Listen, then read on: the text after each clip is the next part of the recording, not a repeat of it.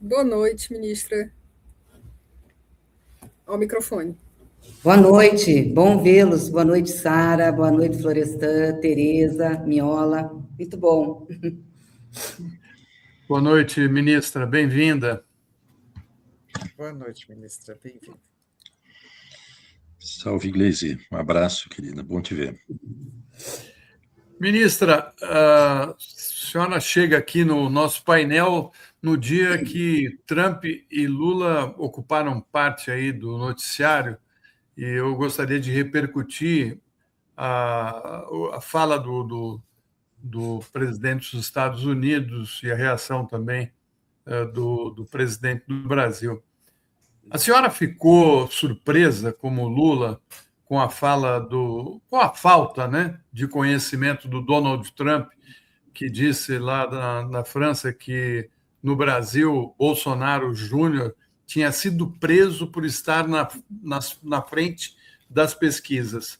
O Lula acertou a dizer que para o Trump não se meter nas eleições do Brasil?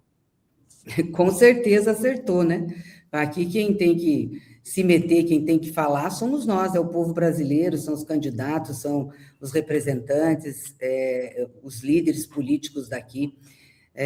Claro que todo mundo tem opinião sobre eleições em outros países, fala, mas fazer uma declaração dessa errada e de forma tão assertiva, né, no sentido de achar que é isso, é muito ruim, né?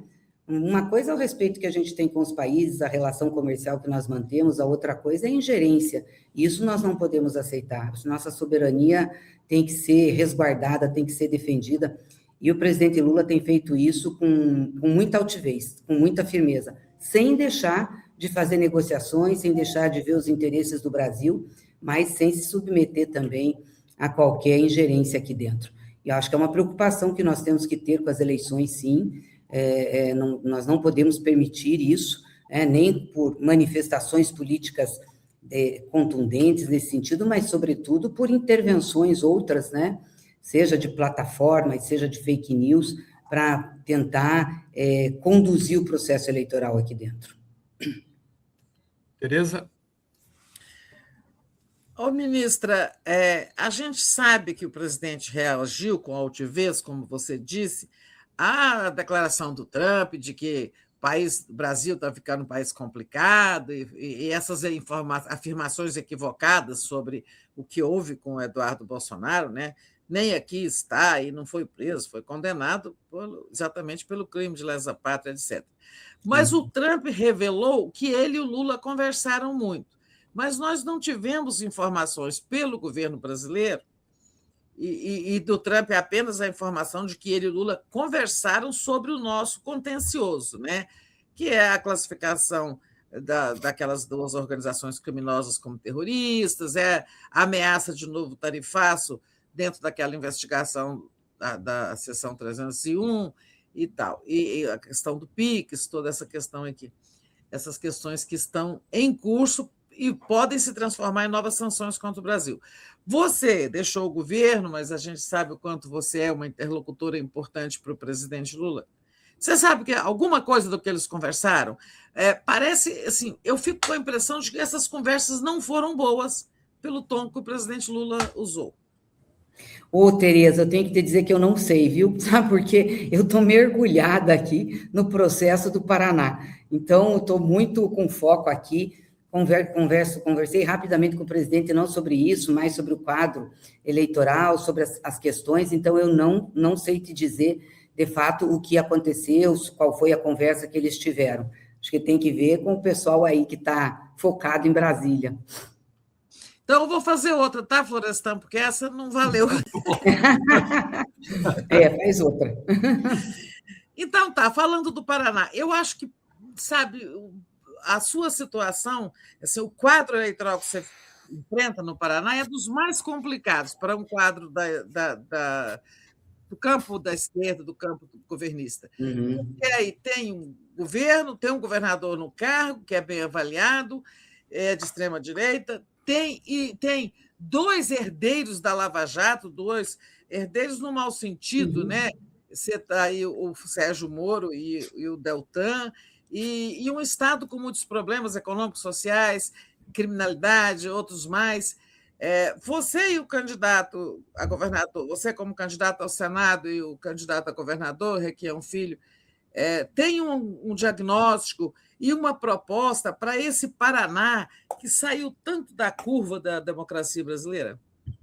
Temos, olha, deixa eu te falar, Tereza, as pessoas às vezes dizem assim, não, o Paraná é de direita. Eu digo, não acho que o Paraná seja de direita e ponto. Até porque o Requião foi eleito 3 vezes governador nesse estado. O Requião não é um cara de direita. Nós, do PT, governamos Maringá, que é uma grande cidade, Londrina, que é a 2ª maior cidade daqui do Paraná, Ponta Grossa, que é uma grande cidade, quase já ganhamos a eleição uma vez em Curitiba, em Guarapuava.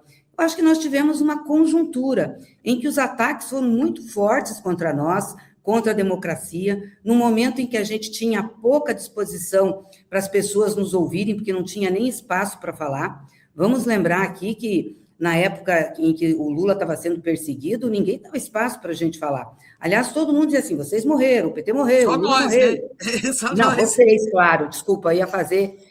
Nós tivemos a mídia progressista, que foi que, junto com a gente, dava espaço e fazia o enfrentamento. O 247 foi fundamental para isso. Era o canal que a gente tinha de comunicação. Mas a grande mídia não dava esse espaço. Então, a versão que eles passavam prevalecia, que era aquela versão contra a gente.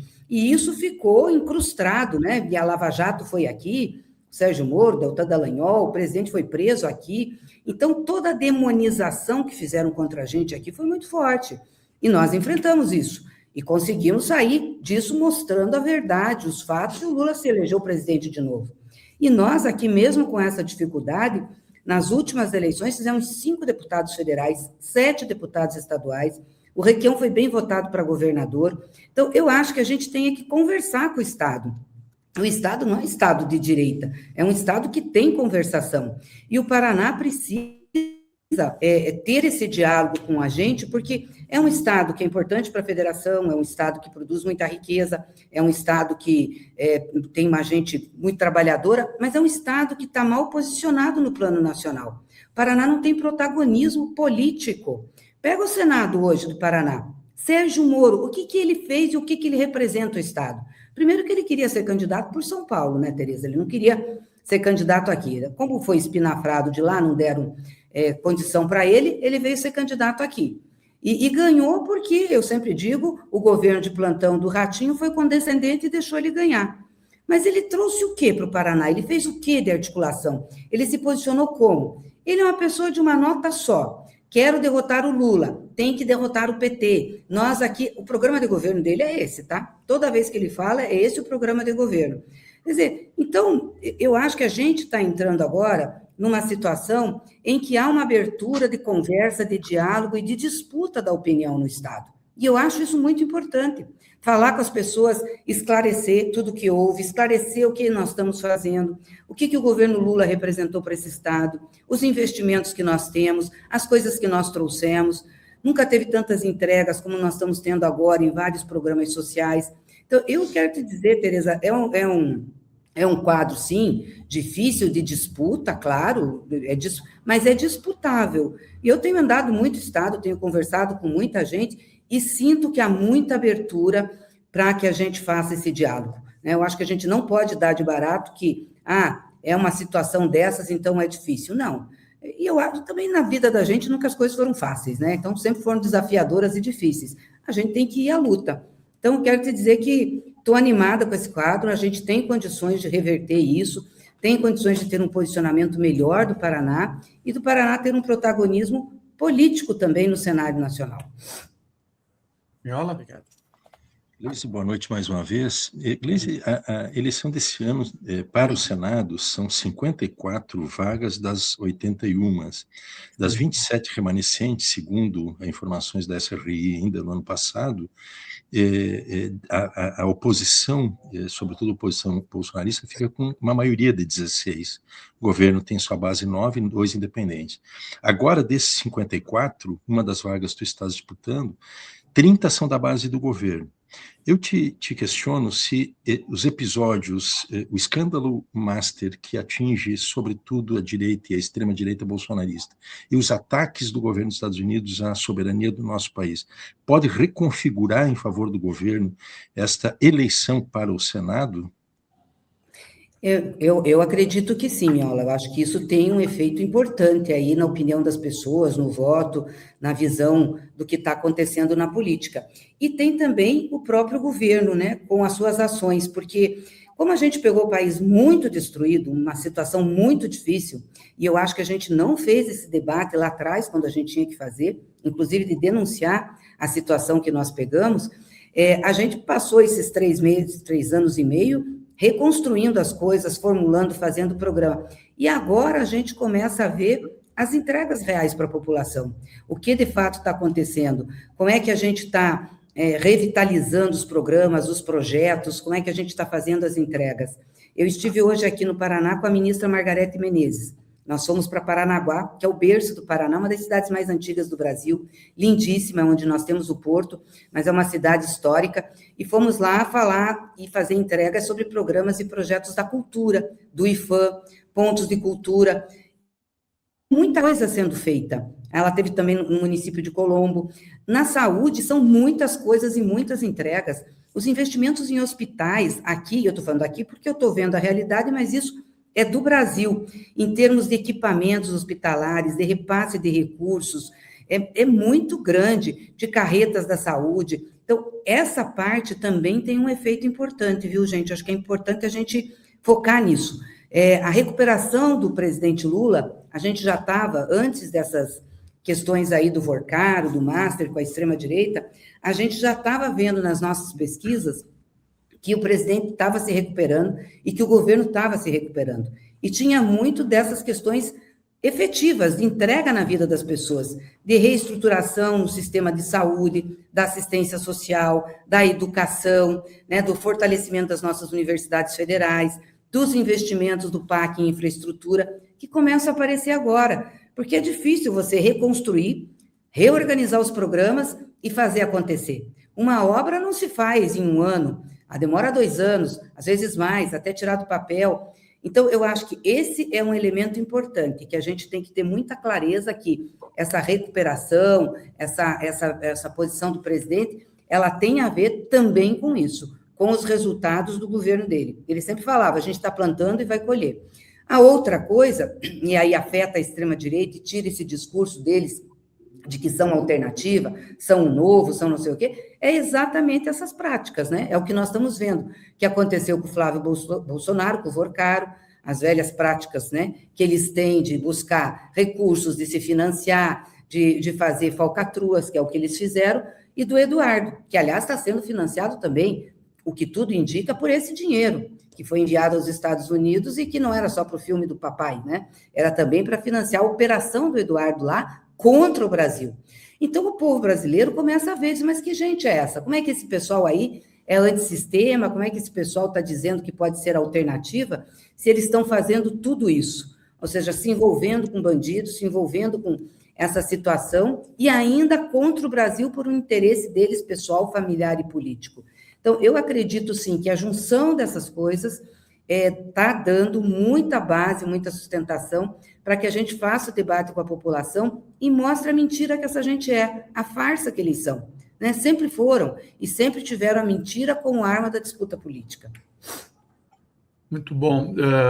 Eu queria dizer para você que, quando estava na reunião de pauta, a Sara ficou toda animada, sabendo que você estava vindo para dar a entrevista aqui, e ela... não sei se ela quer fazer uma questão agora. Tem alguma questão, Sara? Olha, tem uma questão aqui, ministro, da nossa audiência, que é uma provocação, na verdade, né? O presidente Lula teve um áudio captado durante o final de uma reunião em que ele falava que não era esquerdista. Isso se espalhou pelas redes, né? Teve gente comemorando, teve gente magoada, as reações foram diversas.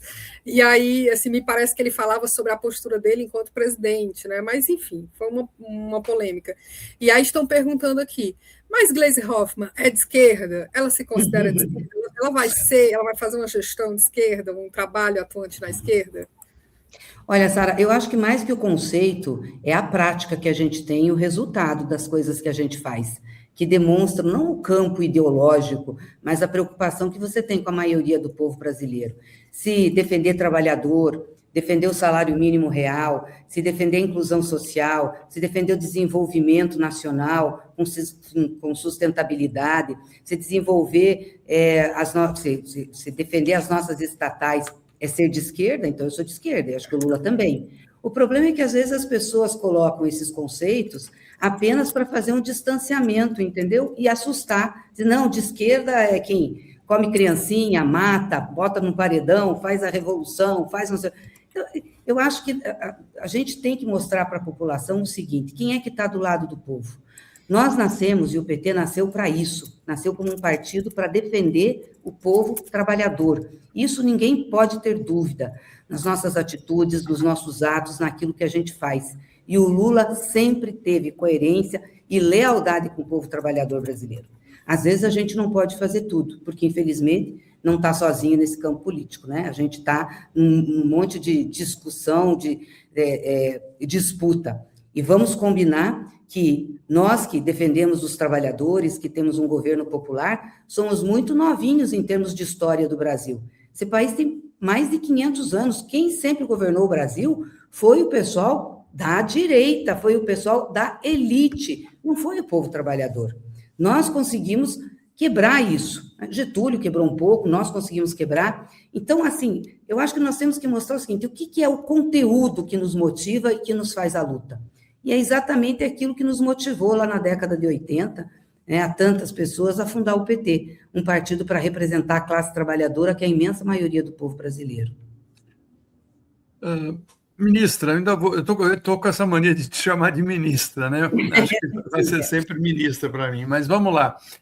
Acaba de subir duas matérias importantes aqui no Brasil 247, eu queria que você repercutisse com a gente, que era a seguinte, a primeira é de que o Planalto está vendo o risco de interferência dos Estados Unidos no Brasil após a fala de Trump e defende uma reação firme, né, contra esse, acho que até alertando a população dos riscos que estão colocados aí, né? E também o próprio Itamaraty está reagindo aos sinais do Trump sobre a política brasileira e faz um alerta. O Brasil não é Venezuela. No seu modo de ver, você que é uma pessoa extremamente politizada e experiente, qual deve ser a posição do Brasil nesse momento que o Trump demonstrou que vai interferir, já está interferindo na eleição brasileira? Acho que é a mesma que nós tivemos quando veio aquela primeira taxação.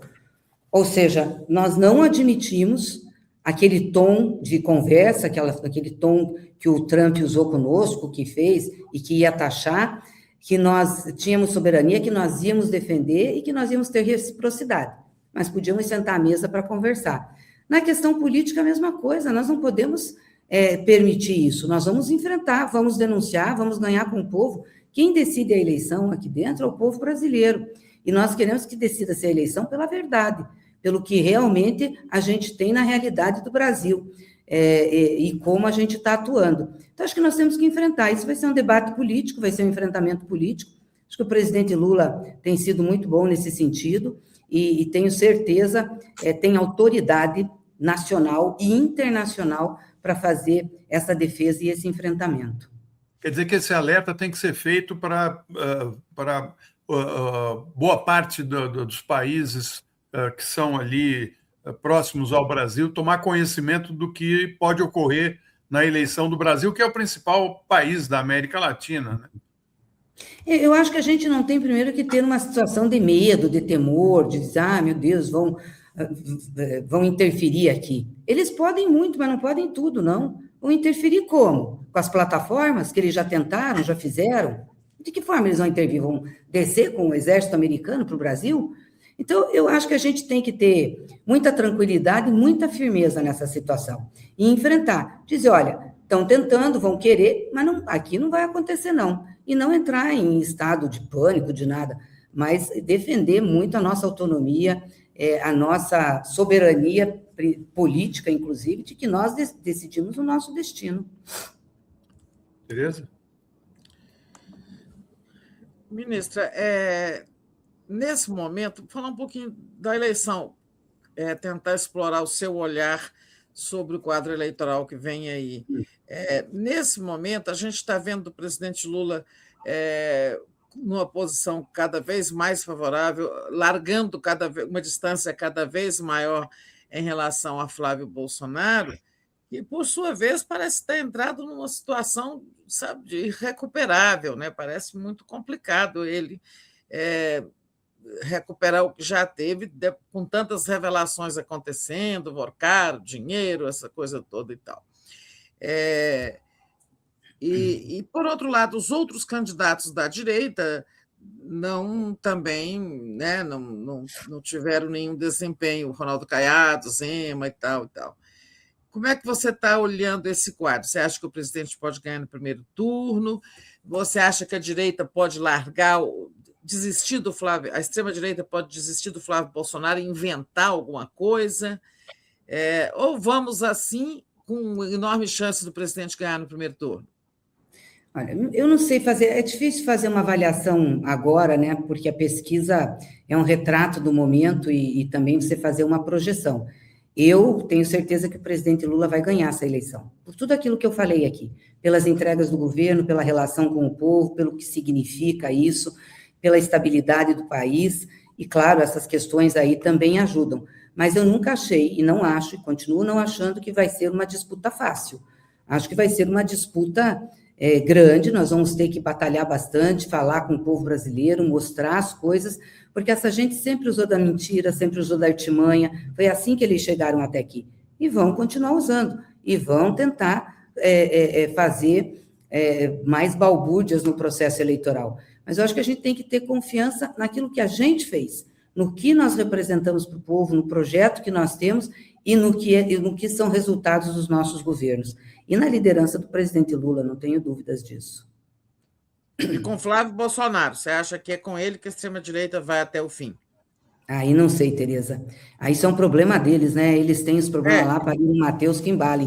Quem eles puserem, nós vamos disputar. Eu sempre digo isso. A gente não tem governabilidade sobre o palanque alheio. A gente tem sobre o nosso. A gente faz articulação, tenta, enfim, faz a linha, tenta intervir em alguns processos, mas a governabilidade mesmo que a gente tem é sobre a nossa caminhada, a nossa trajetória. Então, a gente tem que estar preparado para isso. Não pode abaixar a guarda, entendeu? Gleisi, um dos grandes entraves ao maior crescimento e a um desenvolvimento mais robusto da nossa economia é a taxa de juros. É dispensável a gente comentar os danos, né, e como é nefasto ao nosso país. E nós aprendemos, né, que com esse critério da independência do Banco Central, ela é independente da soberania popular, do poder executivo, mas não do mercado. A experiência garífula tem sido decepcionante desse ponto de vista, né? Mas tem um aspecto que ele está na governabilidade do poder executivo, que é a definição da meta da inflação. Ela está fixada em 3%, e é do Conselho Monetário Nacional, o órgão que é composto, integrado pelo Ministério da Fazenda, ministro do Planejamento e o presidente do Banco Central, ou seja, a maioria do poder executivo, e que define a meta. Em 27 anos de sistema de metas, desde 99 até o presente, a média inflacionária do país foi 6,3%. Sob qualquer ângulo que se observa, é um absurdo essa meta 3%. Recentemente, o ministro Durigan disse, para minha surpresa, que ele não pretende, não mexeria na meta inflacionária. Tu não entende que é uma tarefa prioritária de uma próxima gestão do presidente Lula alterar essa meta e trazê-la a um patamar mais realista para retirar, pelo menos, um dos pretextos usados pelo Banco Central, que é a meta, o descumprimento da meta, quando o governo não descumpre a meta na realidade, e uma meta extremamente baixa, irrealista do ponto de vista da história do nosso país. Bem, Miola, vocês conhecem bem minha posição sobre juros, né? Eu acho que são estratosféricos, sempre critiquei, desde o início do governo, mesmo dentro do governo, criticava, acho muito ruim o Banco Central persistir nessa taxa desse jeito. Acho que isso é ruim para a nossa economia, para a nossa indústria, para a nossa agricultura, ninguém concorda com isso. Às vezes quer ser mais realista do que o rei, né? Impor a gente uma dureza, uma rigidez que é muito grande. Então, eu não tenho problema de falar com isso. E eu concordo que a gente tinha que reavaliar a meta, sim. O Conselho Monetário tinha que reavaliar. Claro que o ministro da Fazenda deve ter lá suas razões, mas eu avalio, porque é uma meta muito apertada. E uma meta um pouco mais elástica, nesse sentido, daria condições, eu espero, né, não sei, do Banco Central mexer um pouco mais nessa taxa de juros. Isso não é ser leniente com a inflação, não é achar que tem que ter inflação, não, muito pelo contrário. A gente luta contra a inflação, vai continuar lutando, tem mecanismos também importantes para lutar contra a inflação, que não só a taxa de juros, né? Não é só a taxa de juros, tem outros mecanismos, desde a produção, estoque de alimentos, preço de combustíveis, uma série de coisas que a gente pode alterar. Então, eu acho que a gente tem que pensar com profundidade nisso. Não, o país não merece esse gargalo, entendeu? O Brasil é um país que tem condições de desenvolver demais, né? Mas, como eu volto a dizer, a gente não atua sozinho no cenário, no palco da política e no palco da economia. Nós temos forças aí poderosas que atuam também e que fazem a pressão e que se contrapõem a uma mudança mais efetiva. Mas eu acho que a gente vai conseguir, aos poucos, mudando isso. Como a gente mudou política social, como a gente mudou uma série de outras coisas no Brasil. Gleisi, sim, vai lá, diga. Não, a informação, eu acho até que o Florestan recebeu a mesma informação que eu, né? Do Copom. Sim. Isso. Pode falar. O Copom reduziu agora os juros em 0,25%. Agora, eu quero ver a reação do Miola quando eu falar isso. Agora os juros estão apenas, Miola, em 14,25%. Olha aí. Fiz o Miola ficar feliz hoje. Essa é a atualização. Conta-gotas. É a conta-gotas, né? Essa redução de juros. Bom, vamos aguardar para ver aí se até o fim do próximo mandato do presidente Lula essa taxa caia para níveis adequados. Mas eu queria aproveitar a sua presença aqui, porque você tem uma experiência enorme no Congresso Nacional, né?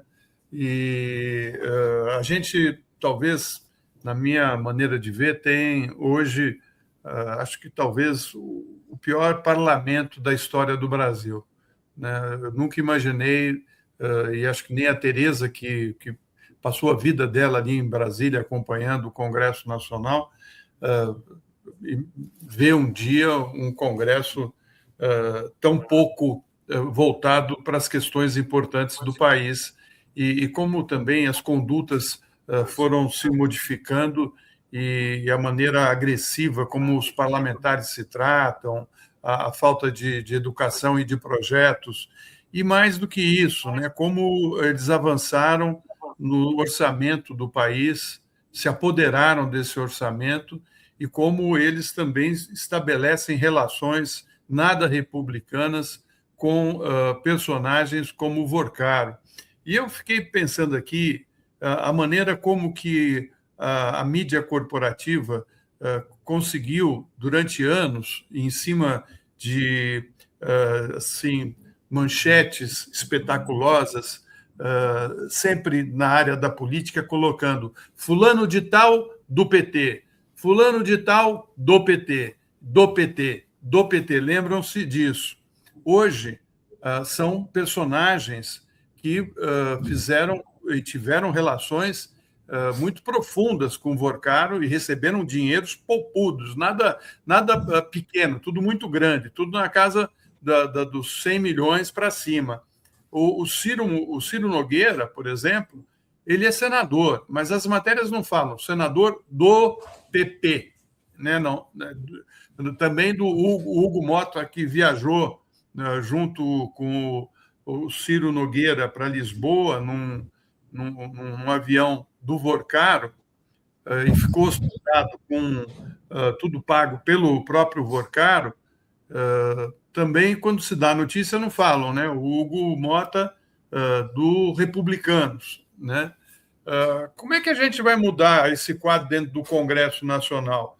Como é que a gente consegue colocar gente e parlamentares envolvidos com a ideia de produção de leis, de um Brasil melhor, de relações mais civilizadas?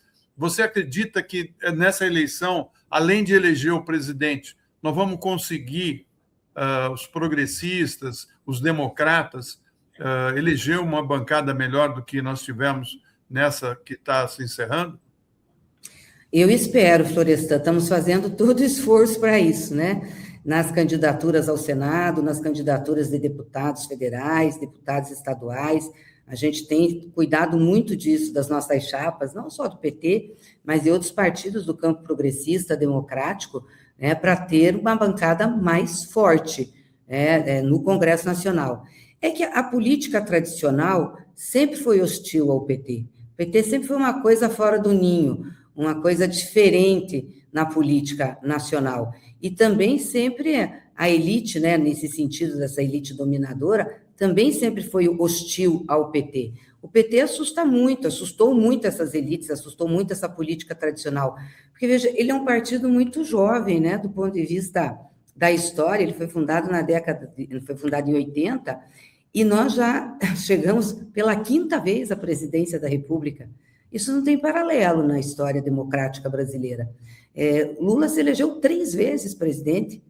Quem desses outros partidos, desse campo, teve? Claro, eles iam fazendo entre eles o revezamento, etc. Mas no curto espaço da democracia que a gente tem, em que não tinha os golpes, não tinha as ditaduras, fomos nós. E isso assusta muito, e fomos nós porque a gente tem uma relação com a base da sociedade brasileira. O PT não é um partido cartorial, não saiu de uma decisão de alguns dirigentes ou alguns deputados. Ele foi construído por uma diversidade do povo brasileiro, ele representa essa diversidade. A gente tem trabalhador, tem intelectual, tem classe média, tem pessoal das religiões. Então, é natural que esse pessoal do establishment, do status quo, tenha esse tipo de prática, que é exatamente para combater o PT. A Lava Jato foi isso, vocês sabem que foi isso. Nunca foi para combater corrupção. Se fosse, o Moro e o Deltan Dallagnol não tinham virado político. Sempre foi uma disputa, uma disputa de poder, de política, né? Tanto que estão aí, disputando. Aliás, só para, não sei se vocês já sabem a notícia, mas eu fui proibida por uma juíza aqui no Paraná de dizer que o Deltan Dallagnol estava inelegível. Porque ele está inelegível. Né? Suja, né? Foi proibida. E hoje o Pleno do Tribunal Regional Eleitoral levantou essa decisão. Ou seja, a gente pode dizer que ele está inelegível, entendeu? Então, e ele está inelegível. Por quê? Porque era uma censura, né? Então, você vê o caráter da pessoa por aí. A pessoa sabe que está inelegível, foi julgada pela lei da ficha limpa, é um ficha suja, tem 8 anos de inelegibilidade, e tenta dizer para o povo paranaense que ele é elegível, que ele é candidato que vai estar na urna. Então, você já vê a prática dessa gente desse tipo. Então, por isso que teve e tem essa reação contra o PT, porque ele é uma coisa muito genuína da política, da luta dos trabalhadores, e isso vai continuar, mas nós temos que fazer essa discussão, temos que fazer essa disputa, temos que aumentar nossas bancadas. Mesmo quando a gente fez a maior bancada, que foi na eleição do Lula, a primeira, 2003, fizemos 91 deputados, se eu não me engano, mesmo lá nós éramos minoria, do ponto de vista de campo político mais coesionado, né? Predominava o Centrão, predominavam outras forças de centro-direita, claro que não com essa extrema-direita, essa barbaridade toda que a gente tem hoje. Tinha mais debate na política, tinha mais proposta, até a direita era a melhor formuladora, né, do que é hoje. Hoje é muito ruim. Mas essa é uma realidade que nós temos que enfrentar. E nós temos que tentar mudar isso com o povo. Nós precisaríamos, na realidade, de uma grande reforma política no país, uma reforma eleitoral, porque do jeito que é constituído o voto para parlamentares, ele leva a essa distorção, infelizmente. É importante lembrar que o Deltan Dallagnol, além disso, ele teve que fazer um Pix para o presidente Lula, né? Por conta daquele PowerPoint que ele criou. Precisou fazer Pix. Exatamente. Exatamente. Teve que fazer um Pix para o Lula, pagando lá a multa dele. Tereza? Ô, Clésia, como você está se preparando e esperando duas circunstâncias na campanha? O uso da inteligência artificial sem regulamentação, desse jeito aí que as coisas estão vindo, e a interferência norte-americana, que parece cada vez mais clara. A inteligência artificial, esse é um grande problema, né? Um grande desafio nosso, mas para todo mundo, em todas as áreas. Eu não sei como, e vai caber muito ao TSE regular essa matéria, já que a gente não tem uma legislação firme sobre isso. E pelo que eu vejo, vai regulando conforme as coisas vão acontecendo, conforme as denúncias vão se dando, conforme as ações forem entrando no TSE, eu acho que vai ser por aí. A gente já tem decisão do Supremo, né, sobre a utilização das redes, das plataformas, já fizemos algum avanço em alguma legislação que temos, mas, de fato, inteligência artificial ainda é algo que nós não temos, vamos ter que ir toreando nesse processo eleitoral. E da intervenção, eu já falei, acho que nós temos que ser firmes, aqui não cabe intervenção, temos que denunciar isso, e dizer que quem decide aqui o voto, quem decide os rumos do Brasil é o povo brasileiro, pela autonomia do seu voto. Gleisi, uma palavra sobre a tua campanha e expectativa na disputa no Paraná. Como está vendo a situação do Senado e a candidata Gleisi Hoffmann e seus adversários? Olha, eu sou uma pessoa muito esperançosa, né? Não desisto fácil. Então, eu estou vendo assim, de forma muito positiva aqui a caminhada. Claro que é uma eleição difícil, eu não me iludo com ela, nunca me iludi, mas eu acho que tem muito espaço. Eu tenho andado pelo Estado, conversado com lideranças políticas, conversado com prefeitos, conversado com o pessoal do setor econômico, com os trabalhadores, e vejo que é um espaço muito grande. Porque é o seguinte, além de você fazer o debate na política, ter posicionamento, um senador tem que ser um articulador das forças políticas e econômicas do Estado. Ele não pode ser só um debatedor ou alguém que fique só discutindo com o seu opositor. E nesse sentido, a gente tem muito a mostrar para o Paraná, muito o que trouxe para o Paraná, o que se investiu no Paraná durante os nossos governos, do Lula, da Dilma, eu como senadora, como fui ministra da Casa Civil. Então, a gente tem resultado. Quando a gente fala isso, as pessoas compreendem, porque as pessoas também querem resultado prático na vida delas. Não adianta ter um senador lá que fique blasfemando, que fique agredindo o outro, mas que, na prática, não senta com o prefeito para discutir um projeto de uma cidade, não fala sobre a infraestrutura do Estado, não fala sobre a saúde. Então, o que adianta esse cara, né, para debater? E o Paraná está realmente, assim, com uma situação bem precária no Senado. Tirando o senador Flávio Arnes, que é um senador que tem uma pauta da educação especial, enfim, mas os outros dois, um que, por eu visto, o pessoal disse é o não visto, nunca foi visto aqui no Paraná, não aparece. E o outro é o Moro, que agora é candidato a governador. Ele vai ter que mostrar na campanha dele, aqui no Paraná, o que ele trouxe para o Paraná. É que eu não vou fazer um embate direto com ele, porque eu não sou candidata a governadora, né? Mas eu gostaria de fazer esse debate com o Moro, adoraria fazer esse debate com o Moro. Mas vou fazer com os meus candidatos, com os adversários aqui, fazer com o Dallagnol não vou fazer porque ele é uma fraude, então a gente não debate com fraude. Mas outros candidatos que a extrema-direita tem, eu vou fazer. A pergunta que eu vou começar é a seguinte: o que Bolsonaro fez pelo Estado do Paraná? Me mostre algo de relevante que ele fez aqui. Fez absolutamente nada. Então, é um debate que a gente não tem que ter medo, não. Por isso que eu estou animada com a caminhada aqui. Eu acho que a gente vai fazer uma boa campanha, o presidente Lula também vai aumentar a votação que teve em 22, por conta desses resultados e da forma como as coisas estão se dando. Muito bom. Queria te agradecer muito, viu, Gleisi, pela entrevista, né? Nós estouramos um pouquinho o tempo, mas fica aqui a porta aberta para você voltar outras vezes. Sempre bom trocar ideias com você. Seria interessante um dia a gente fazer uma entrevista, você com o Lindbergh, né? Seria bem legal Uma vocês dois bancada, aqui, uma bancada. Vamos combinar, depois da eleição a gente faz daí com mais tempo, vamos fazer uma conversa. Não, também quero agradecer, viu, Florestan? Agradecer o convite, agradecer a você, a Tereza, ao Miola, a Sara, agradecer sobretudo ao 247, que sempre foi um espaço muito importante para oportunizar esse debate, as nossas posições. Então, eu sou muito grata por tudo que o 247 representa no processo da defesa da democracia do Brasil. Muito obrigado. Deixa eu ler aqui. Gente, deixa eu ler 2 comentários aqui de elogio. A Maria Socorro fala assim: a Gleice me representa. Ajuda lá no Ceará e na Bahia. Eu mando e não derrota a direita. A gente precisa de Camilo e Rui Costa. E a Girlene, ela fala assim: boa noite, 247, Gleice. Sempre bom ouvi-la pela sabedoria, conhecimento e boniteza. Você me representa. Coragem, obrigada, gente. Boa sorte nas eleições. E a Silvia também fala que Gleice me representa. Sempre votarei nela. É isso. Que legal. Obrigada. Animadora aí.